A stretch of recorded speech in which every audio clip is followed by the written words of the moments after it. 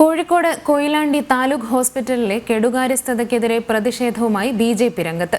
ഹോസ്പിറ്റലിലെ രാഷ്ട്രീയ ഇടപെടലുകൾ അവസാനിപ്പിക്കാൻ ഉദ്യോഗസ്ഥർ തയ്യാറായില്ലെങ്കിൽ സമരവുമായി മുന്നോട്ടു പോകാനാണ് ബിജെപിയുടെ തീരുമാനം. ആശുപത്രിയിലെ എല്ലാ കരാർ തൊഴിലാളികളും 179 ദിവസത്തെ ബോണ്ട് വെക്കണമെന്നുള്ള നിയമം നിലനിൽക്കെ 9 മാസം കഴിഞ്ഞിട്ടും ചില സംഘടനകളിൽപ്പെട്ട തൊഴിലാളികൾ കരാർ പുതുക്കിയില്ലെന്നാണ് ബിജെപിയുടെ ആരോപണം. ആശുപത്രിയിൽ ലക്ഷങ്ങൾ ചെലവിട്ട് നിർമ്മിച്ച സോളാർ സിസ്റ്റം നിലവിലില്ല. ആശുപത്രിയിലെ 2 ആംബുലൻസുകളും കട്ടപ്പുറത്താണ്. കേന്ദ്ര സഹായത്തോടെ ലഭ്യമായ ഓക്സിജൻ പ്ലാന്റ് ഇതുവരെ പ്രവർത്തനം ആരംഭിച്ചിട്ടില്ലെന്നും ബിജെപി മുന്നോട്ട് വയ്ക്കുന്ന പ്രധാന പരാതികളാണ്. 3 ഷിഫ്റ്റുകളിൽ ഡയാലിസിസ് ചെയ്യാൻ സൗകര്യമുണ്ടായിട്ടും അതിനുവേണ്ട ജീവനക്കാരെ നിയമിക്കാൻ മുനിസിപ്പാലിറ്റി തയ്യാറായിട്ടില്ലെന്നും പരാതിയുണ്ട്. 50ഓളം വരുന്ന